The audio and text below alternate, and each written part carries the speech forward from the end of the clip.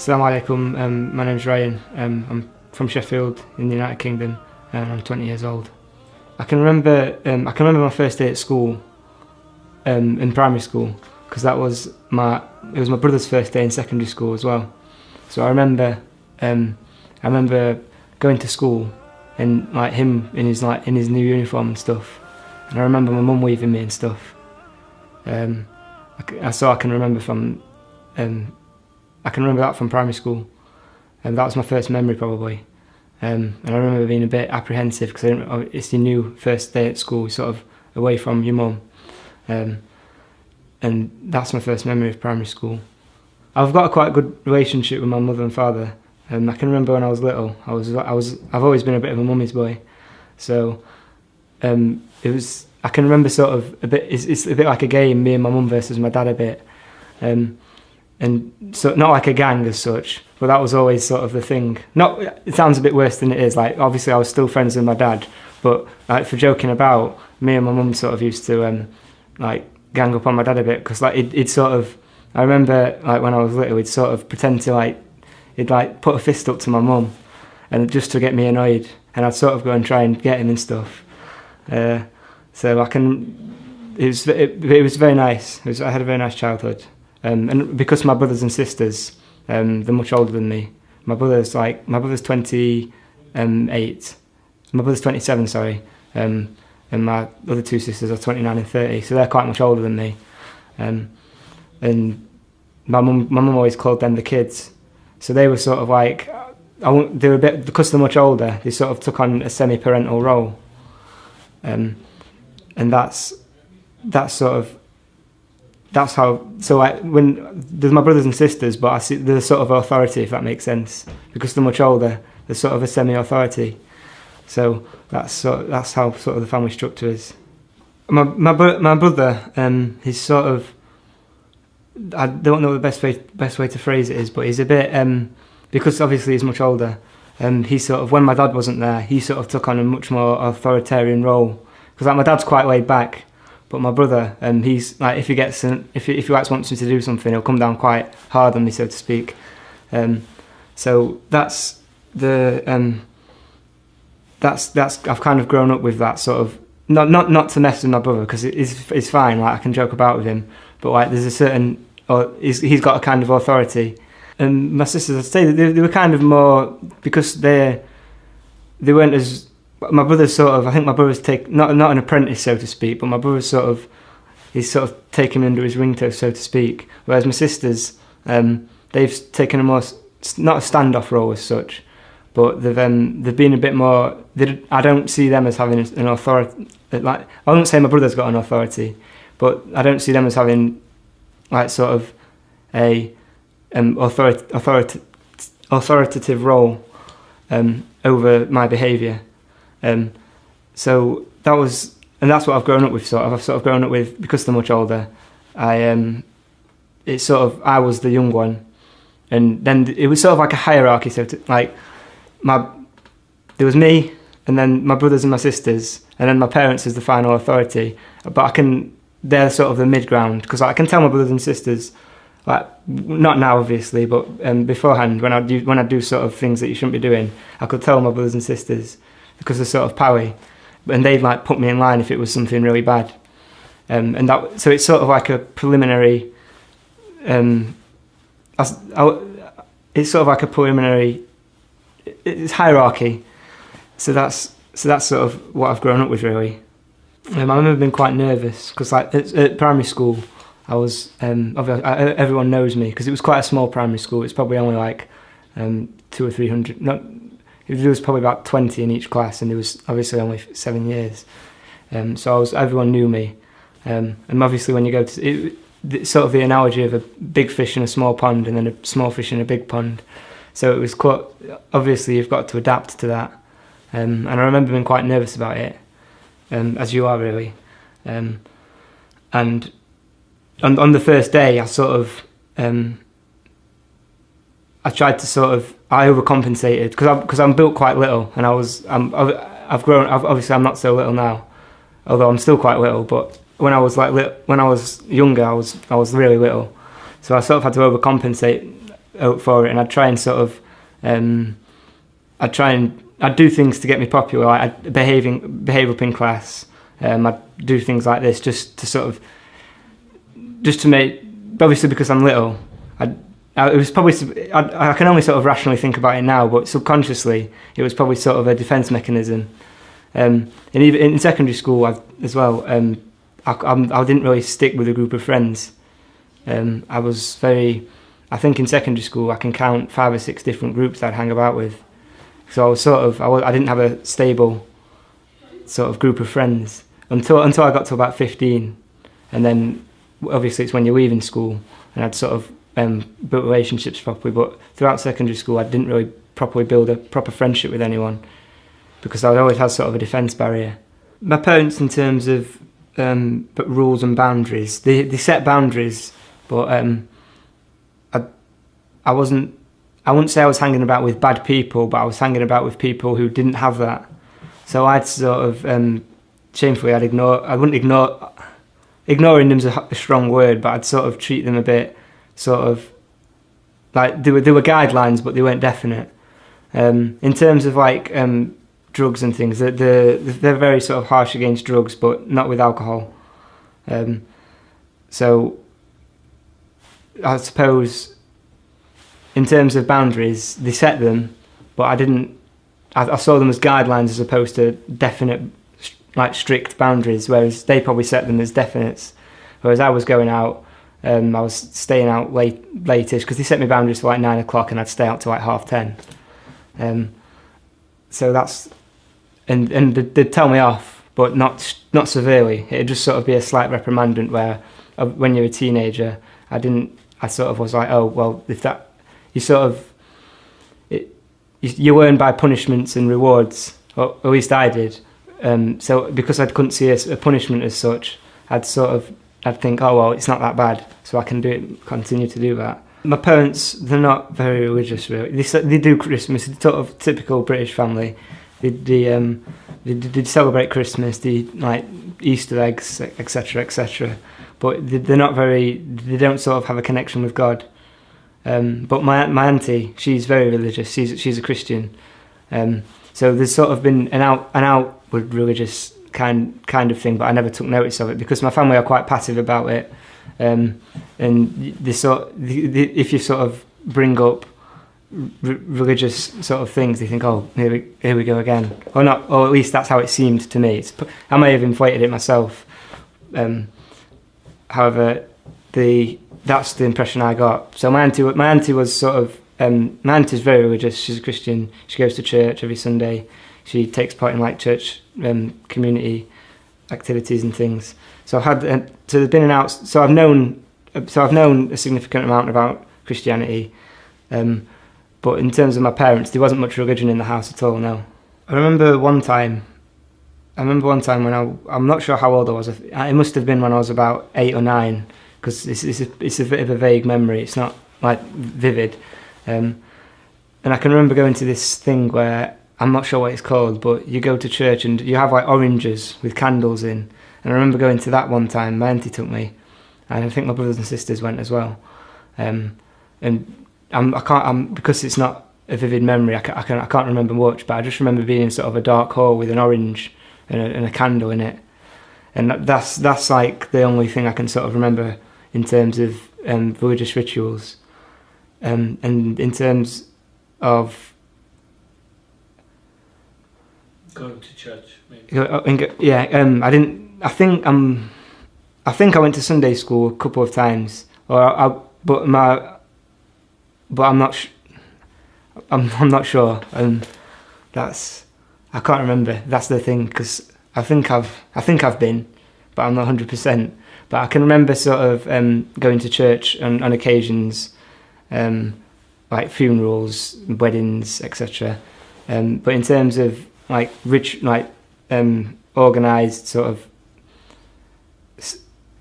regular times to go, there wasn't really anything as such. So it's quite an irreligious household. There's no strict guide. My parents call themselves Christian, but that's just the name, because they don't like strongly believe in a deity.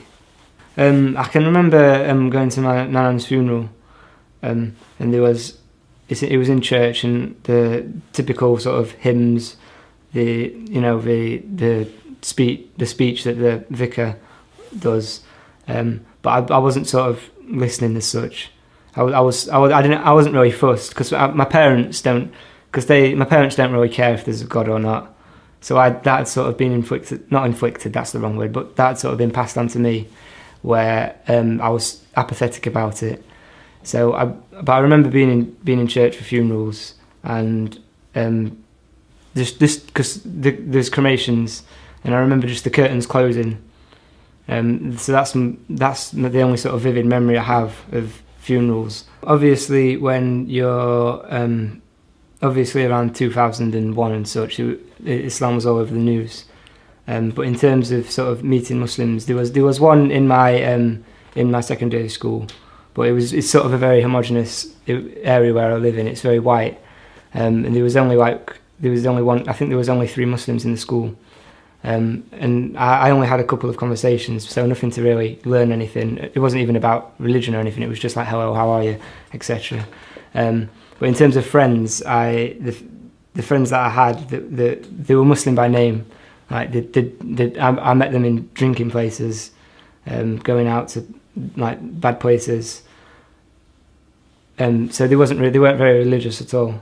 And until I sort of got to college. And so that was in college, and until I sort of got to about 17, I didn't really know anyone who was quite religious, and then there was only 1 or 2 people who I'd have conversations with here and there, but not discussing religion or anything.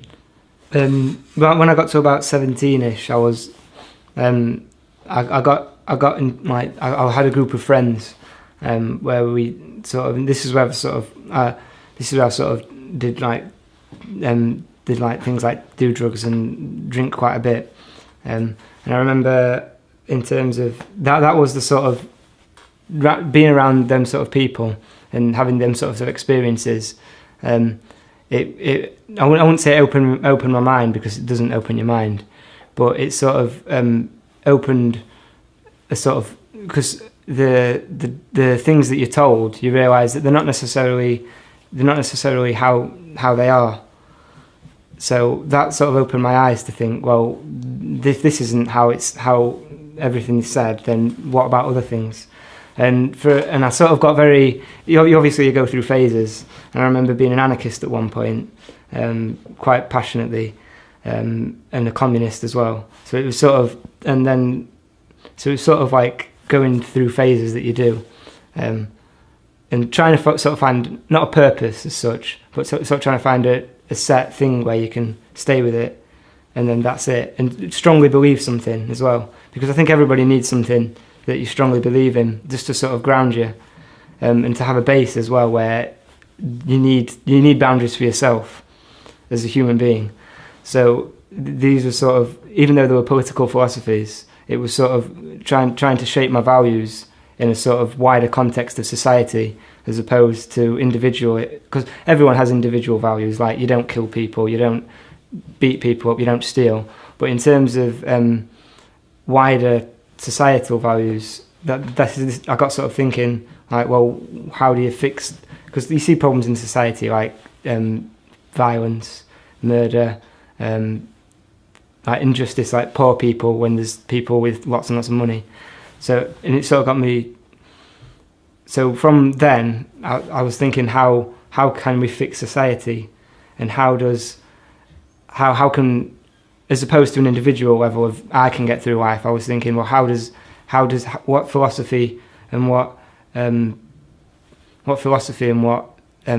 doctrine can help everybody. It sounds a bit like sort of a heroic thing, but I wasn't really doing anything. It was just sort of my thinking, what's the best way and what's the best philosophies to sort of get rid of the problems we have in society, as well as just in general how people can live well with one another. Because what Islam says as well is that everything you've got to start on yourself before you can start on other people. And I didn't have that, because I went from thinking about myself and not really a disregard for other people, and then I went to the other extreme of what's the solution for humanity, and how everyone's problem's going to solve, and that's not realistic. So it was a shift of how did we get rid of the societal problems, and I was looking for a philosophy from that. A lot of people, when they get like into an idea, it's by a person, whereas I'd heard of the idea and I researched the idea. And communism on paper, it's everybody earns the same, everybody gets what they want, there's no poor people, and it sounds great, because when you're sort of like 17, you're going through like the growing up stage anyway, so you don't think of really, you're sort of very idealistic about the way things are, and it's a great ideal, but it's not realistic. But I was looking at the idea of how great it is that everyone's fine and everyone can get by, everyone gets on with each other, and a doctor will work for the same as a cleaner. And it's unrealistic. So I was focused with the idea, but not as the people. As like a lot of people, they get inspired by human beings who are part of that. But I wasn't really into that as such. In terms of researching and sort of learning about different religions, I found with the political philosophies that they weren't very, because you can sit there and you can say everything, but there's nothing incumbent on you to do the things, and it's very, there's no inner aspect to how you can sort of get that, which every human being needs. So I got a book on all sorts of different philosophies, all sorts of religions, philosophies, well, different books actually. I dismissed Christianity already, because in this society, religion is generally in this society is quite hostile, and Christianity can be disproved, and it's not very logical either, without sort of going too much into it. So I dismissed that, but I was sort of focused on Eastern religions like Buddhism, on Taoism, on these are other religions like Chinese sort of Eastern religions, and as well as Islam. But I found I did an eliminatory process, so to speak. If something didn't match up, I'd think, well, that's not for me. I'll leave that alone. And with the sort of Chinese, sort of Far Eastern religions, it's values to live by, but they're nothing spiritual. Like with Taoism, from what I read anyway, there were shamans and who did magic. And with Buddhism, there's no God either, and there's no outward influence. It's just this, and I found that, and also there has to be in my mind there had to be some external force. Like for a while, I was a deist, which is that God created everything and He's left everything alone. So everything that's going to happen has already happened, and it's not an active God basically. He created everything and then left it.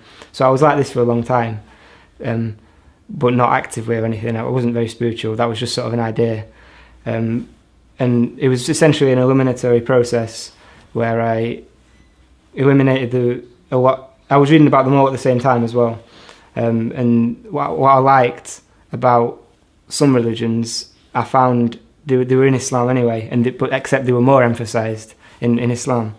And the more I read about Islam, there wasn't any. The only proofs, the only things that they could have against it was, oh, there's no God, it's just rubbish. There wasn't any actual real proof against it. It was sort of opinions that people don't like about it. And as I researched more into it, it seemed to make sense. It sounds cliche. It sounds really cliche, but it seems to it's an all-encompassing religion, because it covers everything. Like it covers it gives you obligations that help everybody. And the interesting thing is, though, whilst I was sort of researching, and it got to a point where I'd sort of abandoned everything else, because everything, as I said, everything that was in other religions that I liked, it was in Islam, but it was emphasized more. And I think every Muslim has to research other religions just to see how magnificent the gift that we've got from Allah, because everything that you like in other things that you may think you like, it's already here for us, but it's better. But back to it, as I was like sort of researching as well, when I was 17, I was doing very haram things, but I came back to them when I was sort of 19, because what had happened was because I got into, when I was 17, I met new people and I was hanging about with them, but my old friends, when they were 19, they were just getting into that. So it was sort of coinciding. I was reading more and more about Islam, and it was also, I was researching Islam for about 9 months. After I'd eliminated a lot of the other religions quite early on, and then my main focus was just reading about Islam to see if it was the religion of God. And the more I read about it, I was reading books that I'd been given. There's a lot of research is online because there's an abundance of material, even though it's very sort of Salafi orientated. The core principles of sort of Tawheed and the prophethood, that's there. So the more that made sense to me already, but it was just a case of is it true? Because the other religions, like Judaism believes in one God and they believe in prophets, but it was how is this not the advancement but the continuation of those religions, and it was reading more and more about the Prophet sallallahu alaihi wasallam, and how he was with people, just about his mannerisms, and how even under the worst oppression that we can imagine, he didn't. There's an example from the Prophet sallallahu alaihi wasallam where he was preaching the message, and then the Quraysh, they said, "We'll give you everything, just stop preaching it," and he didn't. And that was a very poignant moment, because that proved that he wasn't doing it for the sake of what people would say. Like, he was doing it, like some people say religion is a controlling mechanism, whereas he would, if that was the case, he would have taken what he needed and then controlled the people. But that wasn't what he was about. And also in the Quran, there was an article I read, and it was about the scientific miracles in the Quran, and obviously the one about the progression of the fetus in the womb, and also things about like the barriers in the seas. There's no way for I don't want to sound disrespectful, but there's no way a man 1400 years ago can know anything like this. And that was another thing, that this book wasn't from Earth. It was from an exterior place. Or it was external. It came from an external place, and because these things can't be known, it's just simply they can't be known. And also, the more you read it, it resonates with you. Like, there's a verse for everything, and there's no way a man over the space of 23 years can possibly at all do this, and for it to last and resonate with the human being for as long as it has. So, and that was another thing. It was realizing that the book of Allah was not from Muhammad sallallahu alaihi wasallam. It was from another place. It was from Allah. I was very much at a crossroads kind of thing, because I'd watched a lecture on the Messenger of Allah sallallahu alaihi wasallam, and something that was said made me cry.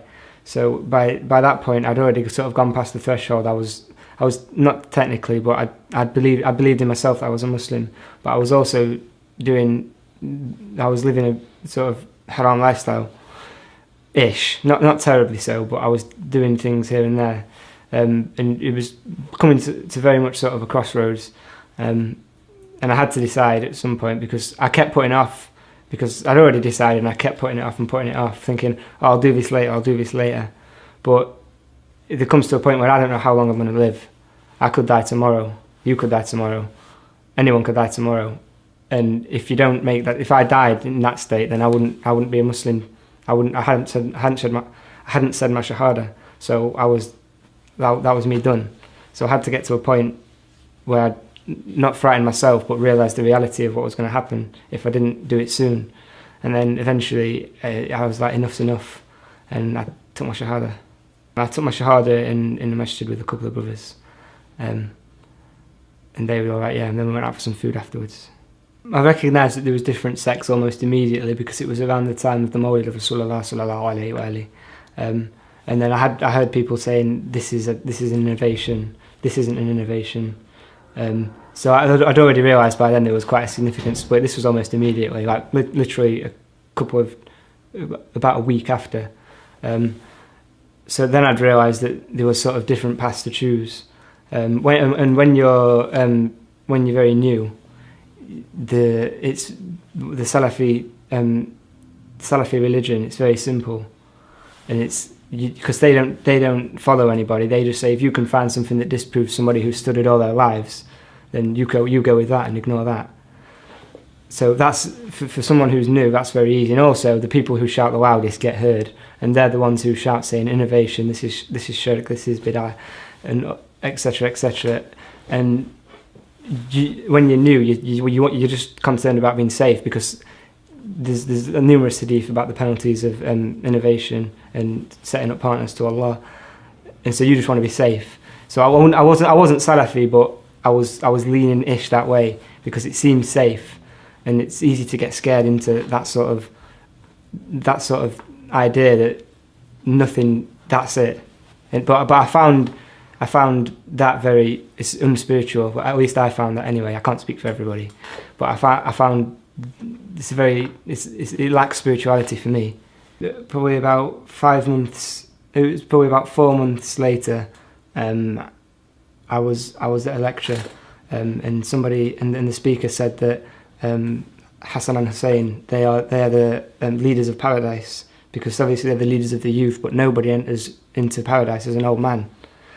So as soon as I found this out, I was like, who are these people? And why I don't understand why there's not a huge focus on them, and how can people be better than these? Obviously, except the Messenger of Allah sallallahu alayhi wa alayhi. There's no, how can somebody be better than the leader of the people of paradise? So I was, and obviously the school of Ahlul Bayt is very focused, rightfully so, on the guarders of the religion. So naturally I inclined to read about this.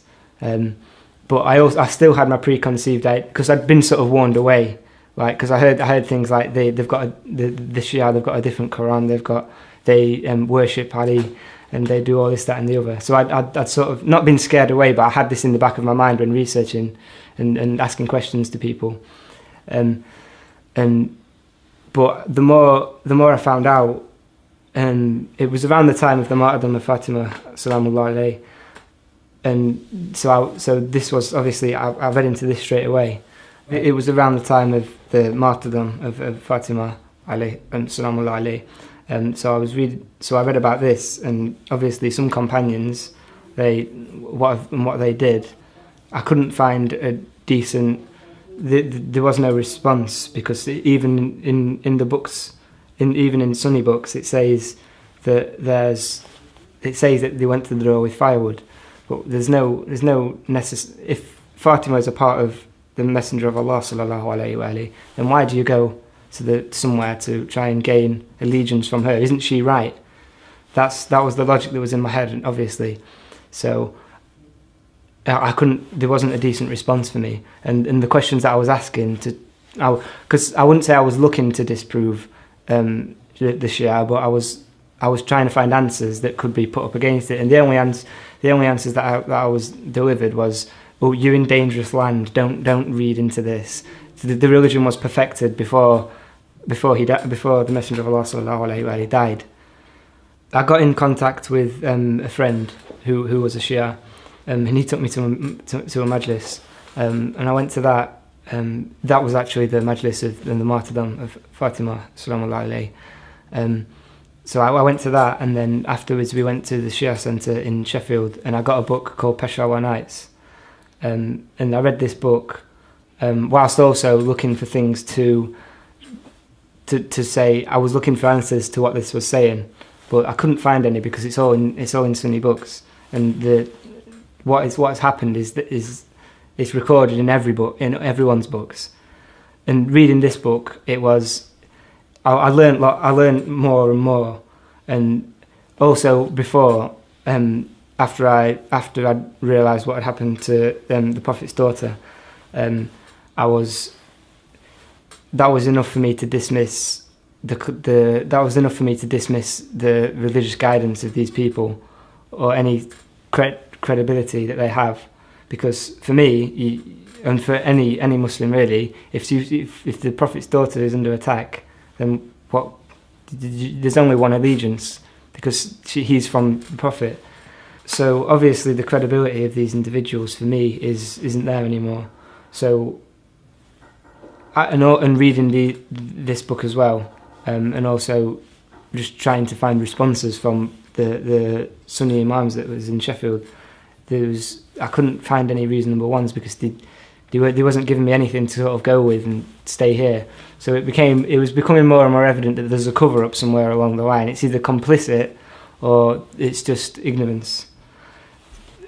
And obviously, I don't want to. Obviously, not people aren't ignorant. People can go by themselves. I don't want to say that, but there's only, even just scratching the surface, you can see something quite clearly.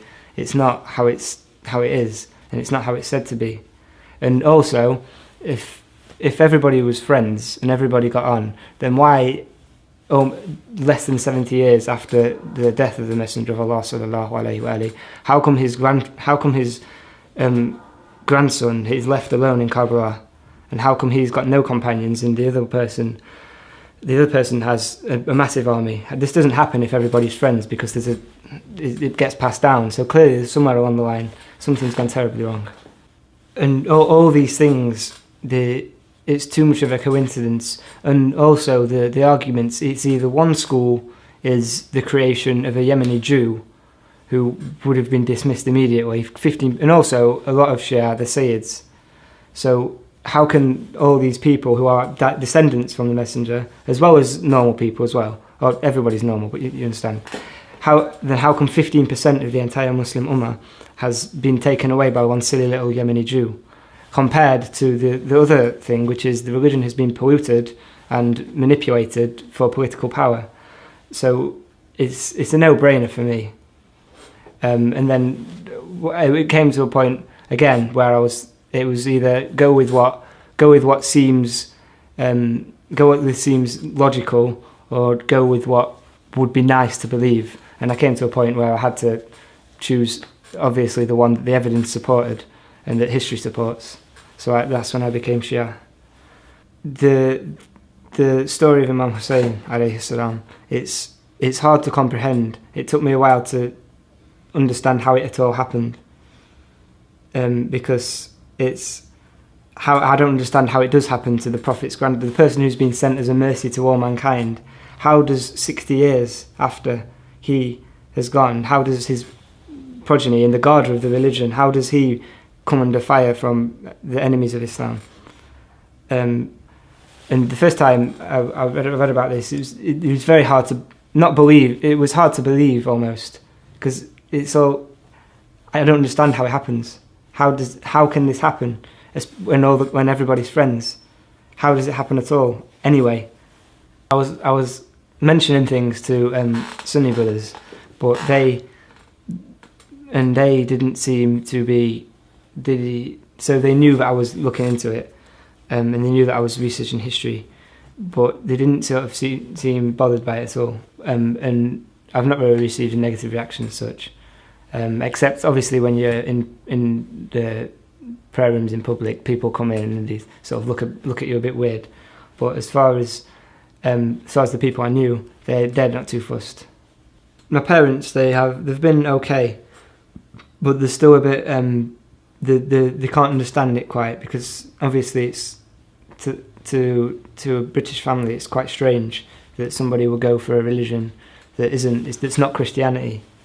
So understandably it's strange for them, but they've not voiced any concerns as such. But they're still a bit. I can still tell they're a bit sort of uncertain as such. But they're generally fine with it. Alhamdulillah, they're fine with it, and generally. I'd like to think that when speaking to my parents, I'll bite my tongue a lot more, and I don't answer back as much as, well, I try not to at all. But and also in general, I try and do things and I'd be dutiful to my parents. I'm still not as good as I should be. I don't think anybody is, but I've got better. I've noticed myself. I've controlled myself a lot more since. I found it relatively easy to adapt to the prayers. The morning prayer takes some adjusting to, but and it's obviously something you can't. You try to, but even sometimes now I still miss it. May Allah forgive me, but I adjusted to the prayers very easily. In terms of fasting in Ramadan, that was fine, because previously when I was researching into it, I fasted a couple of days just to see what it was like. So I sort of didn't know what to expect, but I had a previous experience, so I was relatively. After the first couple of days, obviously everyone feels it quite bad, but that was fine. Well, for me, it's quite simple. I either do them or I don't, and then I'll be judged as such. But in Sheffield, there's not a big Shia community at all. But there's a couple of brothers who I do know, and we sort of hang about in a sort of secure unit. And there's other groups. There's other people in the group. But in terms of, I find it generally, obviously it's difficult. Everybody slips up. But in general, of keeping the Islamic morals, I find that quite easy to do. In the future, inshallah, I'll be studying sociology at university, but I haven't really looked past that as such. I'd like to do something helping people, and sort of community work, but I haven't thought as far as that. I'm just sort of trying to get to university at the minute, and then inshallah after that I'll get a job helping people who are not mentally damaged but have had bad experiences, and to help them through life, really.